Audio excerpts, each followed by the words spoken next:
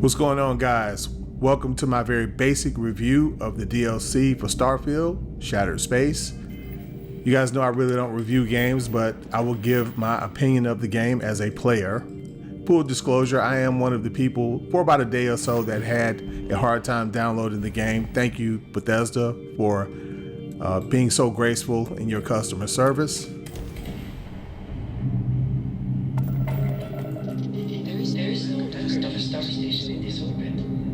Something is not right.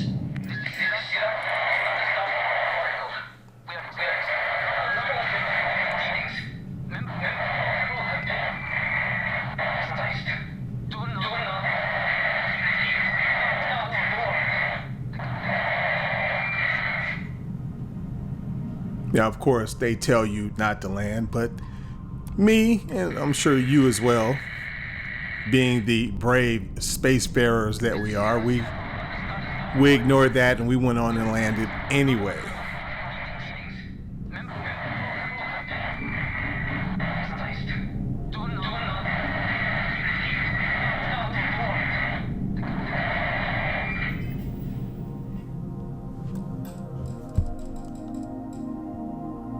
Now, Starfield is full of moments. They're full of photographic moments. You know, the best thing that they put in this game was its camera system and its ability to take photos of various scenes. The game is just chock full of moments that you just want to, for your own memories, you just want to take pictures of. It's a very detailed camera. I don't know if there are better camera systems or not, but I know that I am very satisfied with the camera system and the ability to take photos of different scenes in Starfield. And I have to tell you, when you get on this planet, if you think that is the case on other planets in Starfield, you're going to spend a lot of time. If you take a lot of photos in other locations in Starfield, you're going to spend a lot of time taking photos in this game. So now we come here inside of a space station. Now already I'm noticing the rich colors. You know, I'm noticing it. I'm thinking, okay, man, this looks, you know, Starfield is a beautiful game, but I'm noticing that the colors here are very, very rich. The reflections and the lighting and all of that seems to be a little bit more beautiful than normal. Like I said, it's usually beautiful anyway, but this seems to be a little bit more of what you would normally get in Starfield. The reflections, like I said, the lighting, the very eerie atmosphere that Bethesda creates all too well. And of course, there's lots of loot. Now, I love looting. I spend a lot of time looting. I'm trying to break the habit, especially when I'm recording. Now, many people bring up subjects in this game as far as complaints that are very subjective and very hard to debate. That's one of the things I notice. I don't really spend a lot of time in those kind of posts because I enjoy the game. So why would I click on a video or go into some forum where people are just trying to skull drag a game that I absolutely love? But one of the things I notice is that they are saying things like, either they're complaining about the stories, not just the story, the main story. They like to say, well, the side quests, the stories suck. Well, first of all, they know that the majority of people, especially when a game first comes out, they're not going to know anything about the side quests because they will not have yet played them. They will have not yet had an opportunity to play them. So they know that's something safe to complain about. But the problem is when people start getting deeper into the story and they start playing them, but they know that's going to be later. So for right now, they're completely safe in making subjective complaints about the story. And as you can see here in this corridor is just an example of how Bethesda does the eerie and the creepy so well. Look at the red light, the reflections off of the material that this hallway is made out of. And it's just great, man. Look at the way the lighting is at the end of the hallway. You know, it makes you feel like you're stepping into the unknown or you're heading to the unknown. But yeah, the subjective complaints, for example, Cyberpunk, I was one of the few people that was able to play Cyberpunk with very few glitches when it first came out. When it launched, I spent that night playing it, and I woke up in the morning and discovered many other people's experiences, and I was totally shocked. That's why I was even defending people like Young Ye, a YouTube creator that I really don't care for too much personally, but I was defending him because his experience that he described in his review of Cyberpunk was pretty much my experience. But a lot of people didn't experience that. So there again, technical problems or lack thereof in a game for many of these games, especially when they first launch, is going to be a different experience. So there again, there's another, not subjective, because if you have technical problems, that's obvious, that's a fact that you had technical problems. But again, I can't debate you on that, because I can't say that because I didn't have those technical problems that you didn't have them.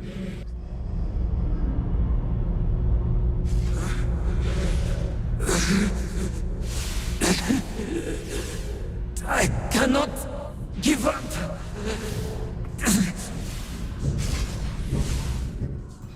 As you saw there was something that seemed to be human but not human, that seemed to be struggling with something. And we're about to find out a little bit more about that just a little bit further into the space station.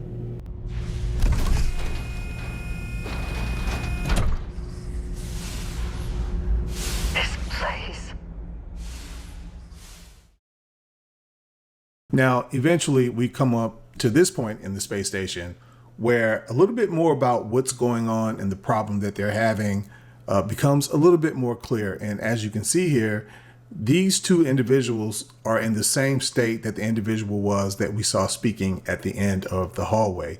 So let's listen to what they have to say. I can feel my mind slipping, fragmenting. I'll become one of them. You have to get away from me. No, I will not leave you here.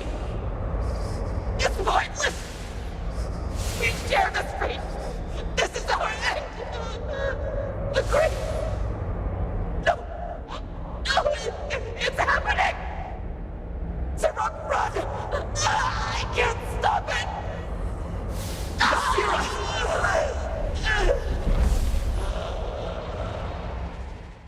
So you'll notice there that she spoke of something that seemed to be taking over her body, taking over her mind. She could feel it taking over. Also, what you notice is that once she totally succumbed to whatever it is, she was made aware of your presence. Yet, whatever took over her mind and her body has not yet taken over this guy's body, and he is still not aware of your presence. That's something that you will notice right away. I must return to engineering and make one last attempt to restore the power.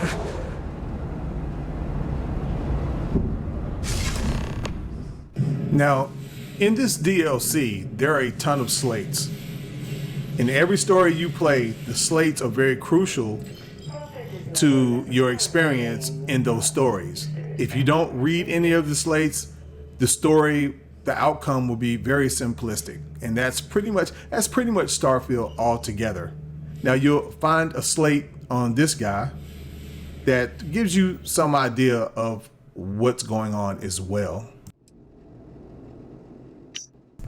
There are so few of us left, and while I've spent my entire life in devotion to you, I find myself afraid of death or what is to come. Perhaps we are cliche, delving too deep into things that are best left unknown, paying the price for trying to glimpse too much. Forgive our curiosity, our selfishness, our pride. We only wish to truly find you. But it seems we will still meet in the traditional way, in death. So at this point, it looks like they were involved in some sort of scientific project or whatever, and they were trying to somehow experience meeting their deity before they died. You know, traditionally across all religions, that's usually how you meet your deity. You die first. So they obviously were tampering with something that they probably shouldn't have been tampering with. At least that's what it seems like so far. But you know how these stories are. There's probably going to be more to it than that. So a little bit further into the space station, I ran into my first enemies where I got into a pretty serious firefight. Now, I normally play Starfield on extreme difficulty. I've played on extreme difficulty since as far back as I can remember, but here I had to turn it down. Later, I was able to turn it back up once I left the space station. I think it has something to do with the fact here that maybe I was dealing with a certain class of enemies. Here, you have different enemies. Within the same enemy group, you'll have different classes of enemies. So maybe I was dealing with a very high level enemy here, but man, they were really lighting me up. And I had to change the difficulty on the fly to just very hard instead of extremely hard. But I think also what came into play was the low gravity situation.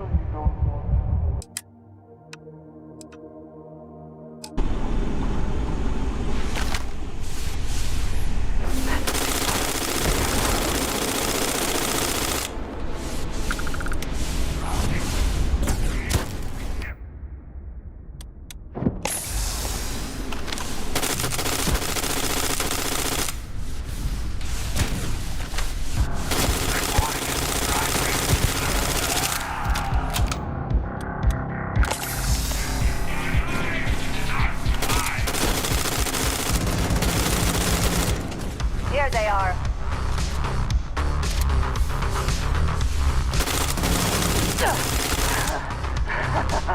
Good one. Now, just before you exit the space station, you're going to run up on an audio log, but then you're going to see a body floating, in the air because you're dealing with low gravity. That body is going to have a slate on it that I recommend that you read.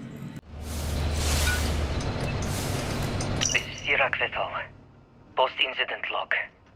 Something has gone horribly wrong. We were in orbit directly above Dazra, monitoring our current experiments when we experienced a sudden energy surge. I fear the source came from the city itself. It triggered our grav drive and shoved the Oracle to an unknown location. We thought members of the crew were somehow lost in the jump. But later, we were attacked by what I will refer to as vortex phantoms. I thought I recognized some of them. Could it be that the energy surge has somehow transformed them and warped their minds?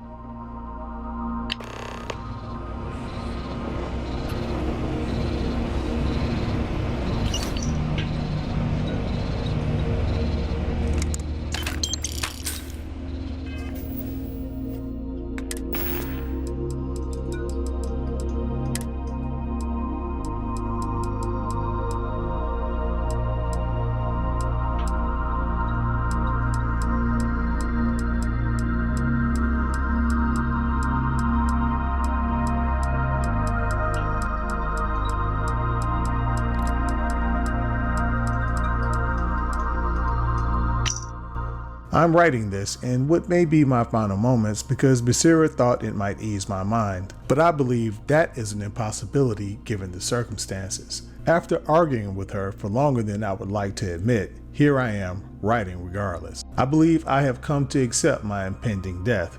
Perhaps my greater faith in the Great Serpent allows for this. My colleague Emerson has succumbed to his weakness and retreated to the crew quarters. You would think our chief of engineering would have a greater resolve. It is a good thing I am no warden, only a lowly scientist. Unlike many, I have no friends or family that will miss me, and the feeling is mutual. My one regret is not having the chance to complete the path of redemption one last time. Now that I have written some, I know for a fact that I feel no better. I will, however, take great pleasure in telling Basira she was wrong. So to be clear, Abora and Basira is the couple that we saw arguing, the two scientists who were arguing, and then the woman turned around, who is Becerra. Once she fully succumbed to whatever it is that's overtaking them, she then knew you were there, and then she attacked you. So that's who that is. Very tragic story.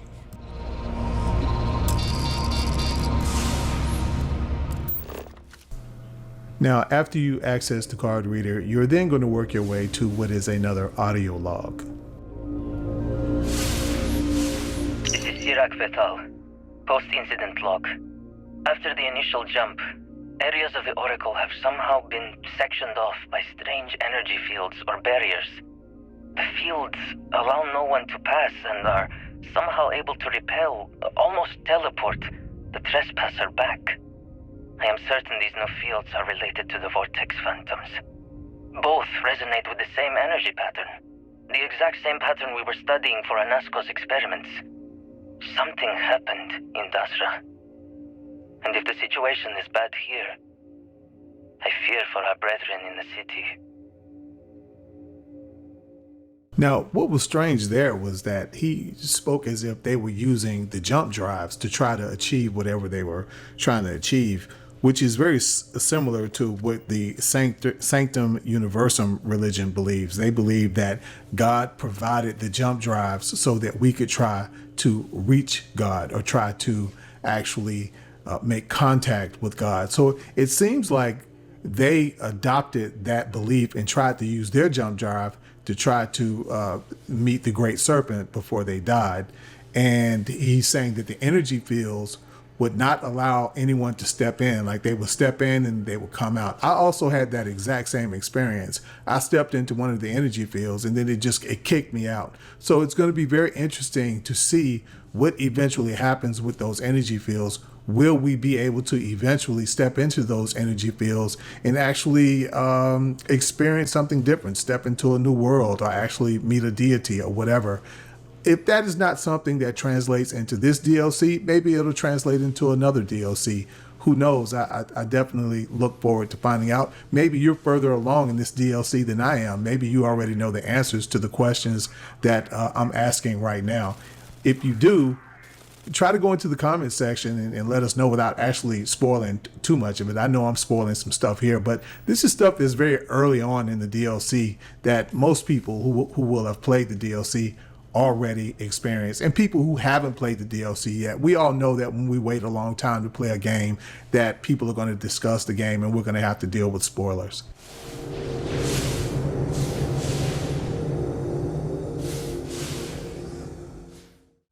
Now, earlier you guys heard me speak about how I noticed that the colors and the color palette and the rich environments, the lighting, the way it reflects off of the wall. Starfield is a pretty game anyway, but it just seemed to be pumped up here. And this was one of the areas that really caught my eye. And again, when you step out into the city area, that's when you're really going to see. I'm sure you guys have seen the many gameplay videos or pictures or whatever the city, so you probably already know what I'm talking about. Everything just seems rich, red. Everything just seems to the colors just really seem to pop. It really looks like you're walking around and interacting with this artful world, this piece of art, like a piece of space art or something. Like, many times you see in a lot of space games, a lot of advertisements for the space games when they're in the development process, and they show you pictures of landscaping and things like that. You know, those moments when you're kind of wondering, man, is it really going to look like that? Well, Starfield really looks like that. I mean, when you, especially in the DLC, Starfield looks like what you may see in a lot of advertisements for the build-up of a space game.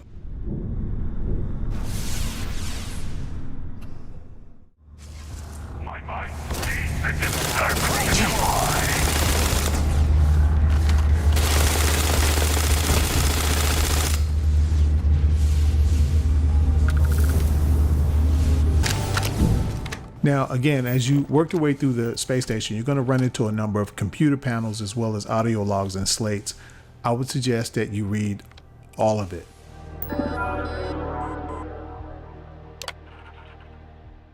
Something terrible has happened. While I try to remain analytic in my logs, I find myself terrified for all of us aboard the Oracle. We have lost so many already. We had no time to prepare. How could we, when it is our very friends and coworkers who turn on us in an instant? And even if we had proper time to react, how do we bring ourselves to kill those same people?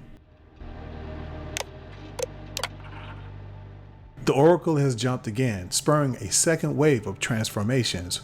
We are losing too many too quickly. And what if the station continues to jump? Corin and I tried to reach the operations center to see if we could regain control of the station, but it is overrun with aggressive phantoms. Corin didn't survive. May the serpent embrace him. Basira enlisted my aid in creating a new protocol for the Oracle to follow if we can only reboot the mainframe. Perhaps Nadine can help us connect the operations control through my computer here in order to install it. Thank the Great Serpent for small victories. Nadine was able to help us connect the operations mainframe and install a new protocol. Now all we need to do is force the Oracle's mainframe to reboot and hope it prevents the random jumps we're experiencing. Once rebooted, the Oracle is now programmed to return to Varunkai's orbit and transfer all of our research data. All we need to do is last long enough to reboot the mainframe somehow. Only a handful of us remain: Nadine, Basira, and Taurus. Nadine believes we can force the Oracle to shut down if we can reach the engineering bay. But we all know that our hostile brethren await us there. Yeah, so I'm really loving this narrative. I mean, these people apparently were going through quite an event trying to survive this situation where their colleagues and their friends were being taken over by a force and they were turning against them, and they have to deal with a situation where they may have to kill their friends. Let's check this out right here, this audio log.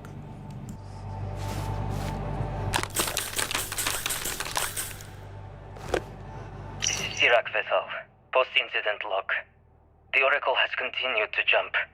It is completely out of our control. Not only that, but I believe the initial surge of energy we experienced is transformative. With each passing day, more of the crew succumb to whatever residual energy we were exposed to. Most are instantly hostile, but we discovered some are able to retain a sense of self. At least, momentarily. Yeah, so unfortunately, their efforts, though noble, were a failure, and they weren't able to save themselves. Now, what has become abundantly clear at this point is that this energy, whatever it is, it doesn't affect everyone the same way. Some people either take longer to totally transform, and later on, you're going to discover that some people don't ever transform. I mean, they have that same look that they have. They look like ghosts, but you'll see once you leave the space station and get deeper into the story that some people are able, for some reason, to stay perfectly as they were before being succumbed by the energy, at least mentally. So you'll get more into that, and we'll get more into that once we leave the space station. And that will be the second video that I will make, is my experience outside once I left the space station.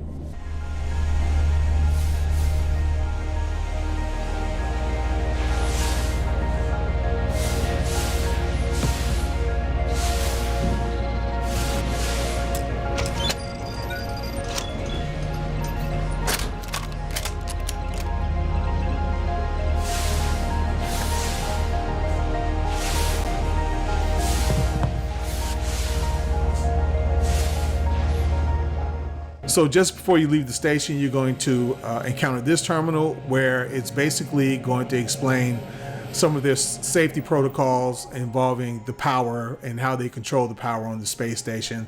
It's kind of like a fuse box system where one of the power cells will be ejected in order to prevent a catastrophic failure. It's kind of similar to your fuse box if you just want to put it simply. So go ahead and check that out. And like I said, this will be just before you get ready to leave the station.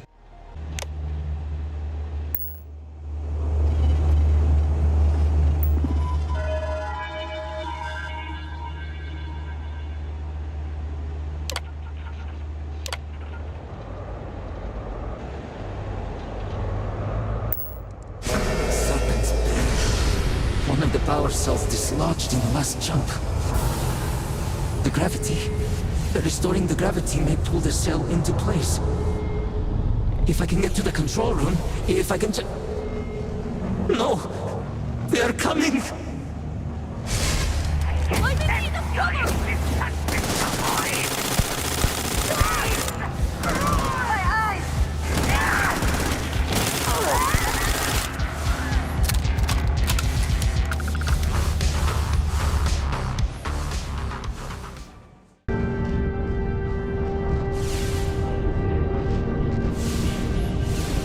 This is Sirach Vital.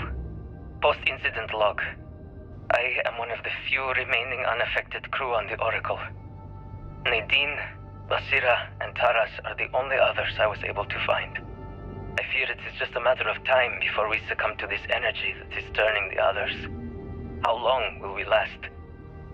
And will my mind be strong enough to hold out when my time comes? Basira and I have programmed the Oracle to return to Varun Kai's orbit once it is able. All of our research will automatically be transmitted the moment we are within Dazra's range. I pray our work here was not in vain.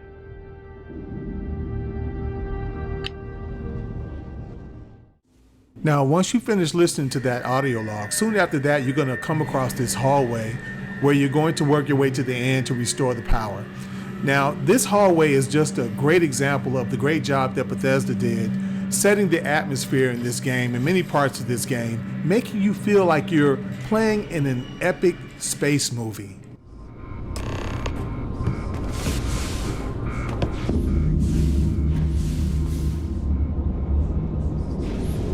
These damn controls! Why will they not respond to me? Work, damn you!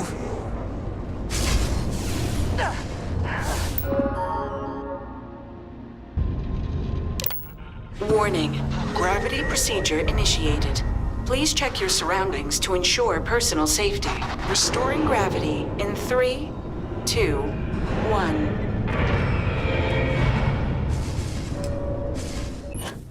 Another thing that you're going to find very pleasing here in Varun Kai is that their taste in clothing is pretty epic. You can see here that even the Varun lab outfit looks nice. There's going to be some very nice clothing, even just regular clothing that you can wear that you're going to find here. So if you're into that sort of thing, you're going to be very pleased to find that you're going to be able to get some great armor sets and regular clothing in Varun Kai. Now, further down here is Nadine's body. You work your way down here. You're going to also find a slate on her body that you can read.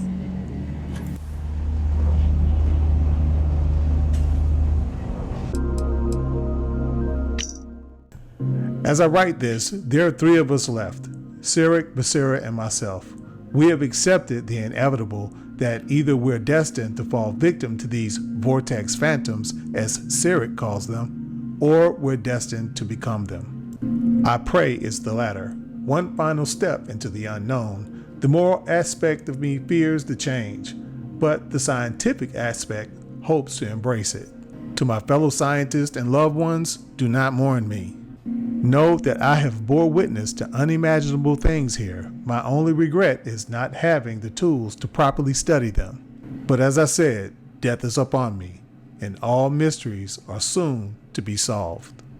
Yeah, man, Bethesda set it up just perfectly where you would actually be cheering for some of these people as you read their audio logs and their slates.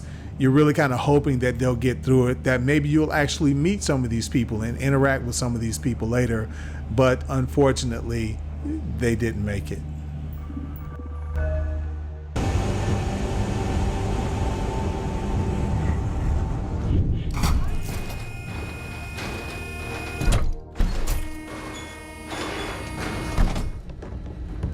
This scene is also the build-up to a very sad event.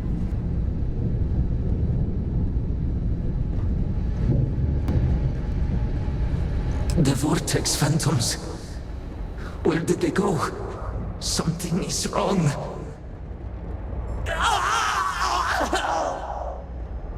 No! Not now!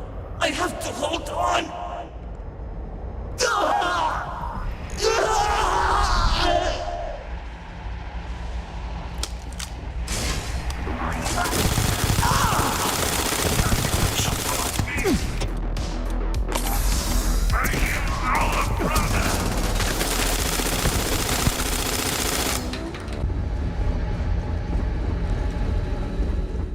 So, unfortunately, Cyric did indeed end up succumbing to whatever energy it is that's taking over these people's bodies and minds. And unfortunately, you're the one that ends up taking him out.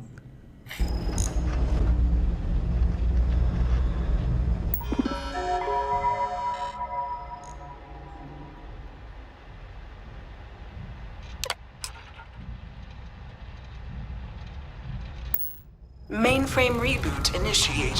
Commencing protocol. Station lockdown completed. All major systems on standby. Mainframe reboot completed. Warning. Station jump procedure initiated. Please check your surroundings to ensure personal safety. Jump in 3, 2, 1. Execute.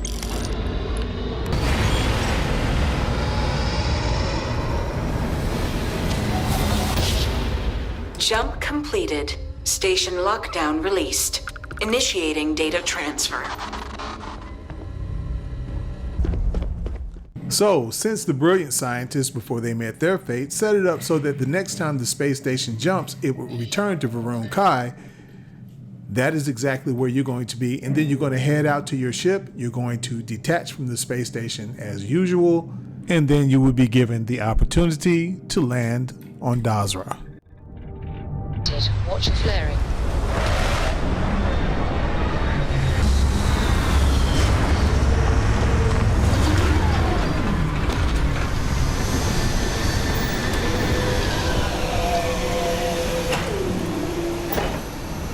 So after you land in Varun Kai, of course, you are greeted by some state officials. They come out, they're wondering what the hell you're doing landing in their city. So, of course, they put you under some questioning, wondering who you are and where did you come from and what is your business there. But while you're talking to them, something very interesting happens and you end up running into this gentleman. If I remember correctly, his name is Anasco. Now, somehow he was able to walk through one of those energy fields and stay in there. So wherever he is, he's walking around actually looking for the Great Serpent. Now, he's some sort of leader, and they're connecting that to why possibly he's able to do that. Not who we expected to find. Great Serpent, It's happening again. hear me. Speaker, we are here. We have reached out to you to seek guidance in our hour of need. The gate in the Citadel has been opened just to seek you. What horror is this? Have I failed you?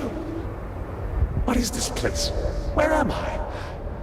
Why do you not show yourself? I strive only to follow your command. All must serve. Please, do not leave me in darkness. I seek only your wisdom, your guidance. Great Serpent, your children cry out to you. Will you not answer us? So you could clearly see there that he could not detect anyone else around.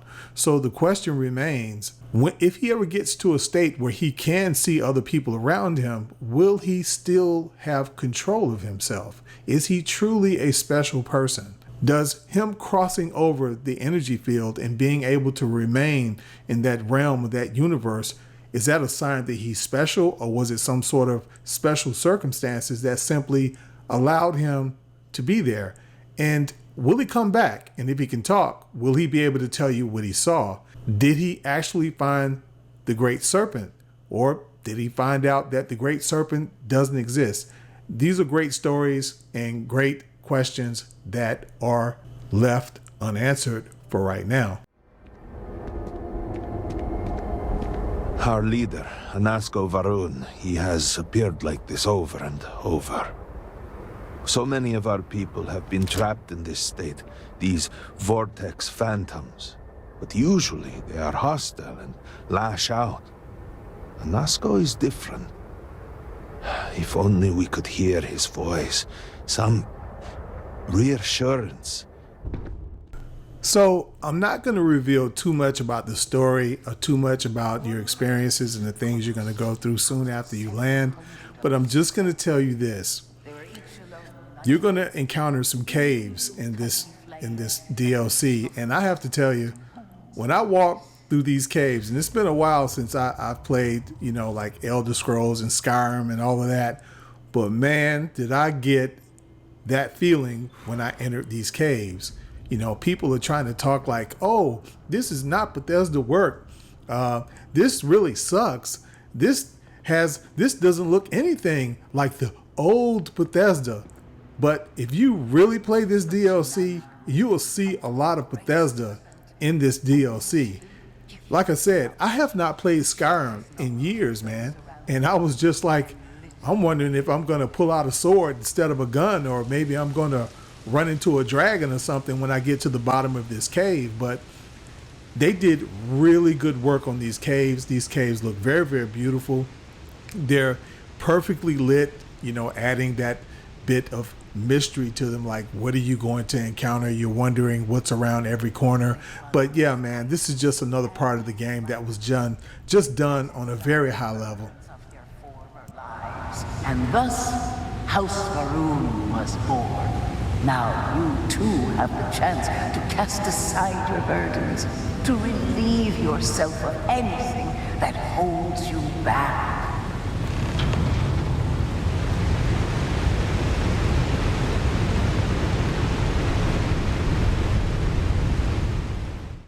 Now, one of the last things I want you guys to see is how easy it is to pick up side quests in this DLC. You'll know as soon as I entered the city, I was able to pick up 2 side quests. I actually finished one of them and is currently about to finish the second one. I did the first one. I'm doing the first one that you're going to see the couple talking about when I walk off the elevator. I'm doing that one now. And I also finished the one involving the 2 brothers. So we'll end it there. Check this out, how easy it is to pick up side quests. And I'll be doing another video, man, to let you know, to update you on what I think about the rest of the DLC. But until next time, guys, stay safe. Do you know the scientists out at Hamadi Station? The old married couple? Azad and Shireen, if I remember right. I've met them a few times. They seemed a little eccentric, but were otherwise quite nice.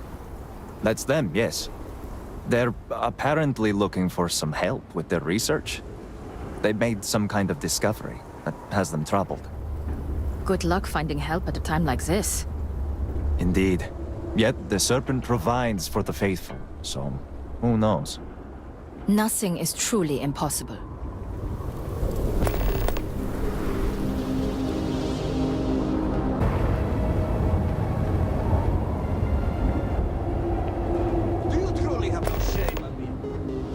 Shame at all. What you have done goes beyond disgraceful. It is morbid, disgusting. You should be hanging your head in shame, but instead here you are, acting like a common fool. Borhal, calm down. Do not do this here. How shameful of you to have these outbursts. Oh my, what would poor mother and father think? You will speak not of mother and father, sloughing bastard. No shame. No shame at all. What? What do you want?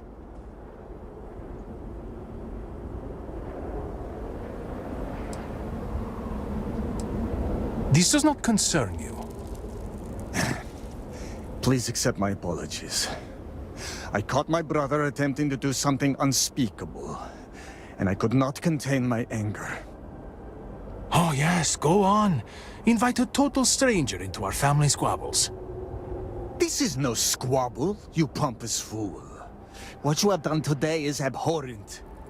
I can forgive stealing my money or pawning my valuables. What I cannot abide, however, is you attempting to some mother's urn with her remains still within. I have done many things I am not proud of, but I have never stooped as low as that.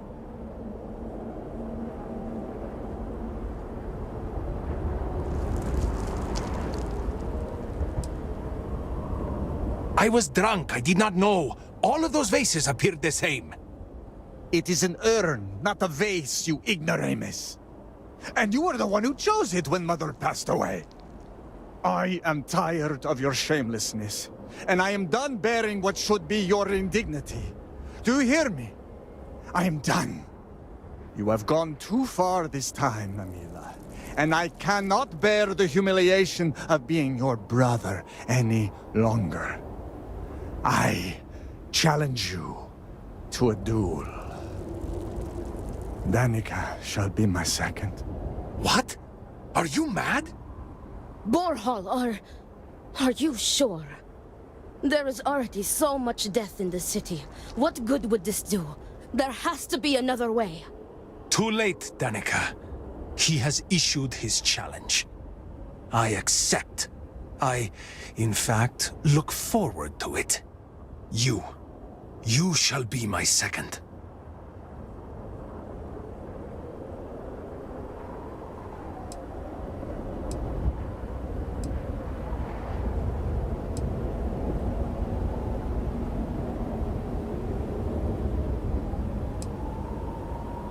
No. I believe we have just passed the point of no return. I would not have proposed the duel unless I were fully committed to it. I am well past the point of compromising.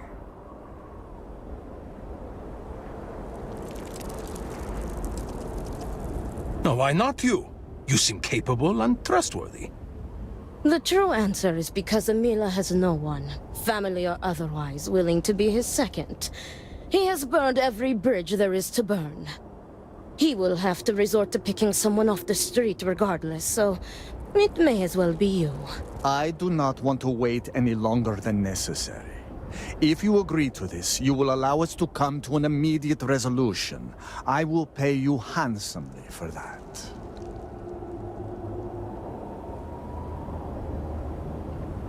Then it is settled. Outsider, you will work alongside Danica to prepare for the duel. As for you, Amila, enjoy these last few moments. For when we next meet, your shameful life ends. Do not sound so confident, brother. Their family home is this way. It is not far. We can discuss the matters there. You will be working with me as second.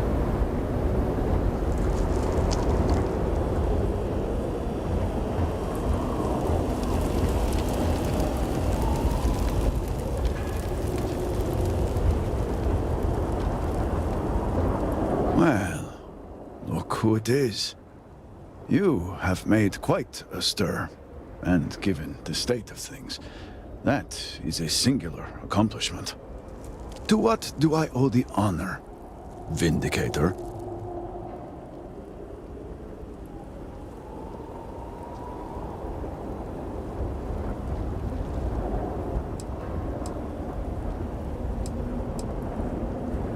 Did he now?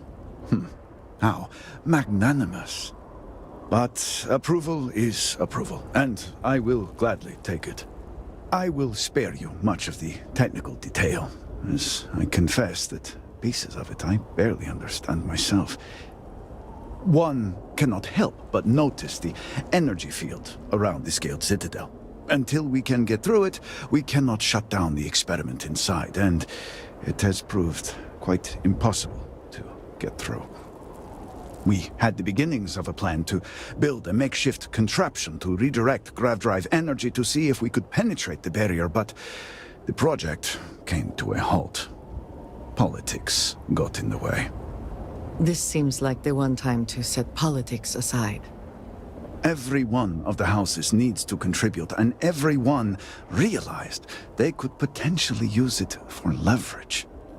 What should have been a cooperative effort turned contentious. Easy decisions became negotiations. And so, construction never began. We have sat here, staring at this disaster as supplies pile up for well over a week now. Serpent help us, it is infuriating.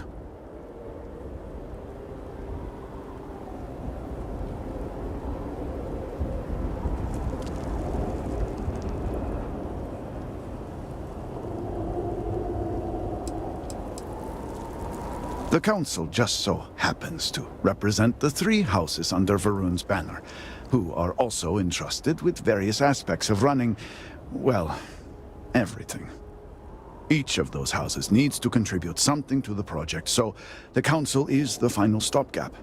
Were the speaker here, he could bypass all of it with a wave of his hand, but, well, you have already seen the state he's in.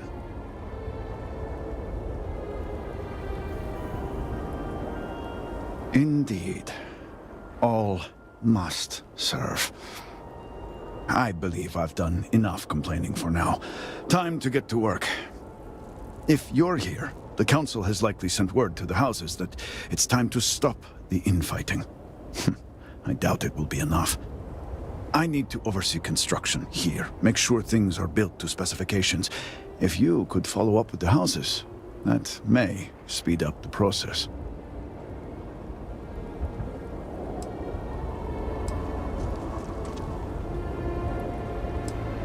I appreciate that someone around here is eager to get to work.